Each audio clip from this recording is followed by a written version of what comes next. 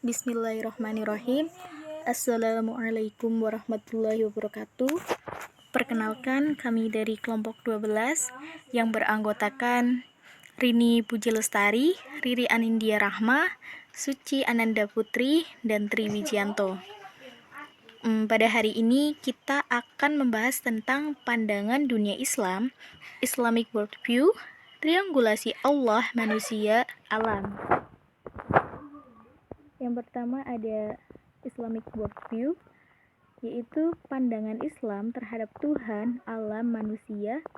3 suku kata yang saling berkesinambungan ini startnya dari Tuhan dan berakhir pula untuk atau pada Tuhan. Sedangkan manusia sebagai penerima dan pengelola dari setiap ciptaan Tuhan. Sedangkan alam sebagai tempat atau tujuan kembalinya Tuhan. Allah. Al-Quran sebagai sumber utama ajaran Islam menjelaskan bahwa kehadiran Allah ada dalam diri setiap insan. Kehadiran Allah merupakan fitrah manusia sebagai kebutuhan hidup. Allah Subhanahu wa Ta'ala sebagai pencipta alam semesta ini, selain memiliki Asmaul Husna, 99 nama-nama yang baik, juga memiliki sifat-sifat yang luhur, yang merupakan penetapan dari kesempurnaan ketuhanannya dan keagungan ilahiyahnya.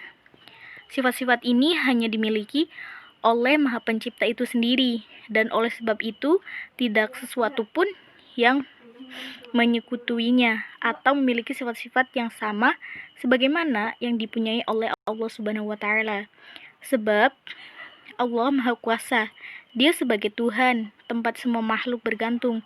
Tiada pujaan yang boleh disembah melainkan Allah Subhanahu wa Ta'ala. Dalam kitab Mutaqaddatul Anam telah dituliskan sifat Allah sebagai berikut: wujud, qidam, baqa, mukhalafatul lil hawadisi, hayat, kudrat, iradat, ilmu, sama, basor, kalam, qadiron, muridan, sami'an, basiron, hayyan, aliman, mutakalliman, qiyamuhu binafsihi, wadahniyah. Yang selanjutnya ada manusia. Menurut Sayati, istilah manusia dalam Al-Quran disebutkan dengan tiga kata, yaitu insan, ins, dan basyar. Basyar yang dimaksudkan dalam Al-Quran adalah anak turun Adam, makhluk yang suka makan dan berjalan ke pasar. Kata ini menunjukkan sisi-sisi kemanusiaan para rasul dan nabi.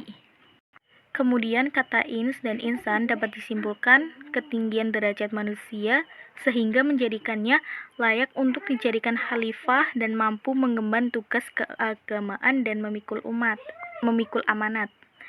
Manusia merupakan makhluk Tuhan yang paling sempurna dibandingkan makhluk lainnya. Hal tersebut sudah diungkapkan pada surah At-Tin ayat keempat, yang artinya, sesungguhnya kami telah menjadikan manusia dalam bentuk yang sebaik-baiknya. Al-Quran telah memberikan keterangan kepada kita mengenai susunan struktur karakter yang kesemuanya itu membentuk satu konsep utuh tentang manusia dengan jeli dan cermat jika kita mau meneliti dan mendalami pesan-pesan kitab suci itu. Manusia menjadi berbeda dari makhluk lain karena memiliki ilmu dan iman yang menjadi pembeda dari segala makhluk yang ada di bumi ini. Alam. Allah Subhanahu wa Ta'ala tidak menciptakan manusia begitu saja, kemudian membiarkannya tidak bertempat tinggal.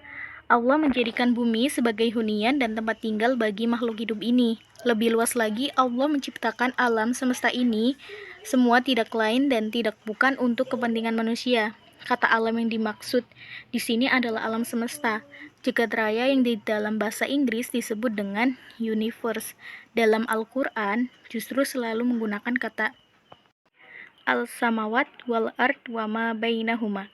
Kata ini mengandung isyarat bahwa di dalamnya mencakup banyak alam yang berbeda bentuk dan hukum-hukumnya antara satu dengan lainnya. Allah menciptakan alam semesta selama 6 hari.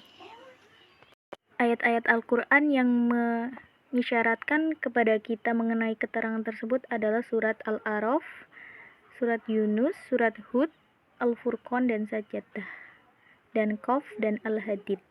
Akan tetapi dalam ayat-ayat tersebut tidak disebutkan secara detail apakah 6 hari penciptaan itu adalah 6 hari dalam hitungan manusia ataukah 6 hari hitungan Allah SWT, yang mana sehari bagi Allah sama dengan 1000 tahun dalam hitungan manusia.